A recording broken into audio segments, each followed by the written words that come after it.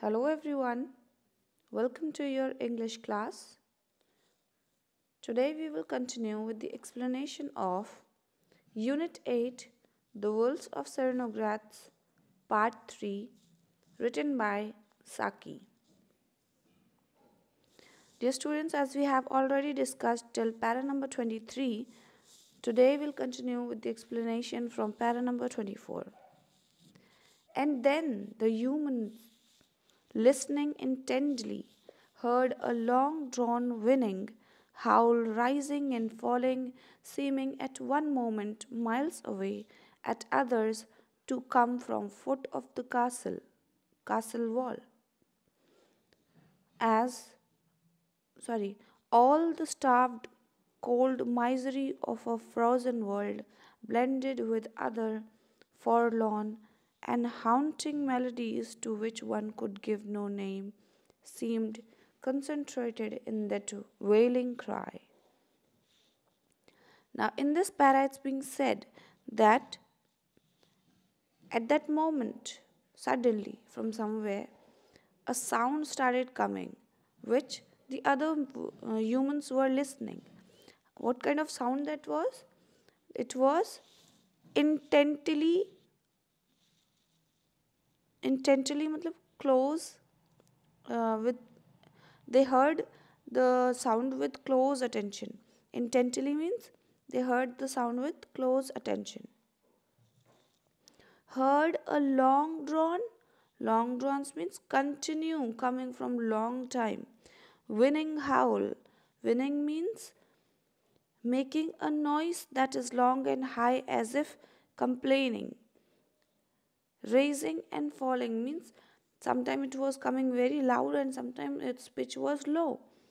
And it was, it seemed as if for a moment that noise was coming from far away, and the other moment it seemed to be coming from the foot of the castle walls. It's also being said that all the starved cold misery of the frozen world blended with other forlorns. What is the meaning of forlorns?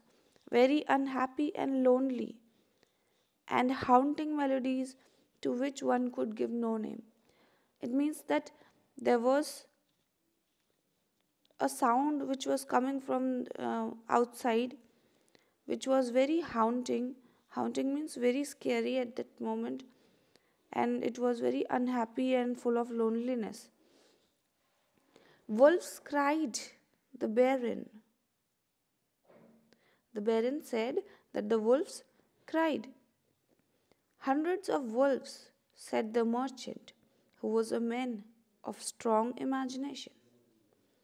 And in para number 28, it's being said that the merchant said that they are in hundreds, means those wolves are more than hundreds.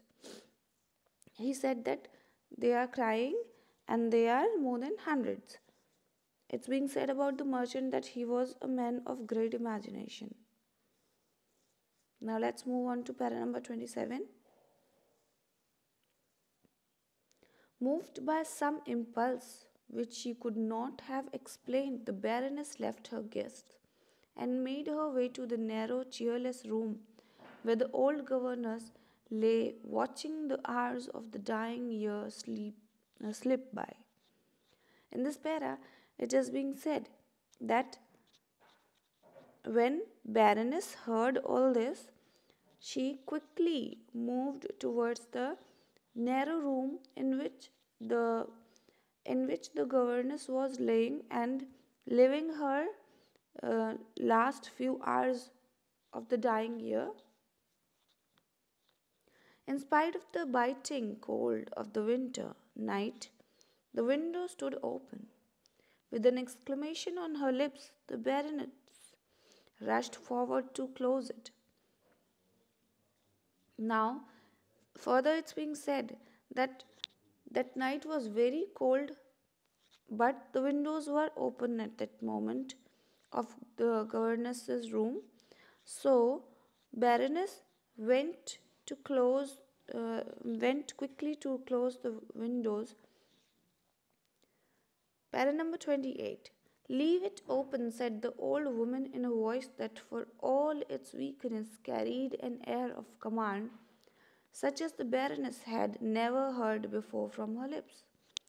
Now, in this para, it's being said that as the Baroness rushed to close the windows of the governess' room, she gathered all her strength and with a very weak sound, with a very weak voice, she ordered the Baroness to leave the windows open.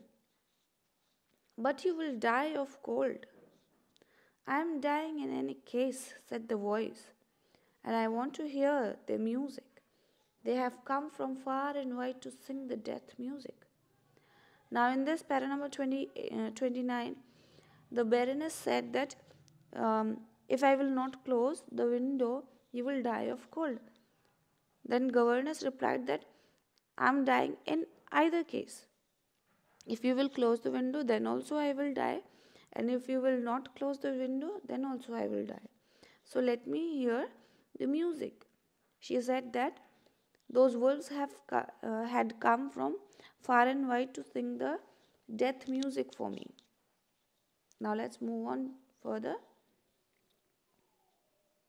See how they have given us the picture of the wolves who were crying and howling in the dark night.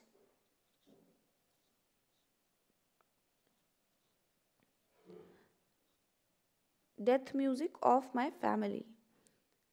It is beautiful that they have come. I am the last one Cernogratz that will die in our old castle, and they have come to sing to me. That old lady, that old governess said that those wolves have come from far and wide to sing the death music of her family.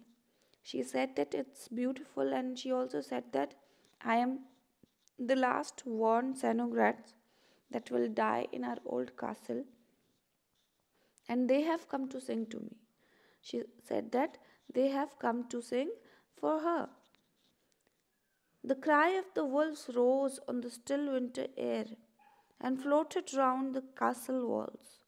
The old woman lay back on her couch with a look of long delayed happiness on her face. Go away, she said to the Baroness.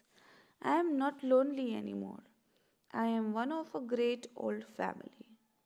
Now here it's being said in para number 31 and 32 that the old governess laid on her bed and she had a long delayed happiness on her face. She had a smile on her face which showed that she was waiting for it. Then in para number 32 it's being said that she ordered the Baroness to leave the room, and she also added that she is no more lonely now. She is one of the great family members. Para number 33. I think she is dying, said the Baroness when she had rejoined her guest. I suppose we must send for a doctor, and that terrible howling. Not for much money would I have such death music. Now, in this para, it's being said that when Baroness came out and joined her guest again, she said that I think the governess is dying, and I also suppose that we should call for a doctor. And she also added that no matter how much money is paid to her, she will not listen to the terrible howling, which is the death music. She said that she will not listen. That music is not to be bought for any amount of money, said Conrad. Now, in para number 34, it's being said that the music which was coming from outside, the sound of wolves which was coming from outside, could not be bought. Hark! What is that or other sound? Asked the Baron, as a noise of splitting and crashing was heard. Hark means listen. Now here in this para number 35, it's being said that when a sound of splitting and crashing was heard, Baron asked the other guests and everyone else who was there to listen to the sound which was coming from outside. He asked, what was that other noise? It was a tree falling in the park. There was a moment of constrained silence, and then the banker's wife spoke. In para number 35, it's being said that there was a moment which was full of tense and uneasiness, and after a moment, the banker's wife spoke in between. It is the intense cold that is splitting the trees. It is also the cold that has brought the wolves out in such number. Now, the banker's wife was uh, just trying to give the excuse that why those trees are splitting and why the wolves are have gathered in such number here. She said that this is all because of the intense cold. Para number 39. The Baroness eagerly agreed that the cold was responsible for these things. It was the cold of the open window too, which caused the old Fraulin's heart failure. But the notice in the newspaper looked very well. Now in para number 39, it's being said that Baroness also agreed with banker's wife, and she said that yes, it is the cold due to which these wolves have gathered in such a large number, and this is the reason why the trees are splitting. And she also believed that the old Fraulin's heart has failed because of the cold only. But the notice which came in newspaper was very well written, and it looked good. The news in the newspaper said, on December 29th at Castle Cernogratz died Amelie von Cernogratz, for many years the valued friend of Baron and Baroness Grobel.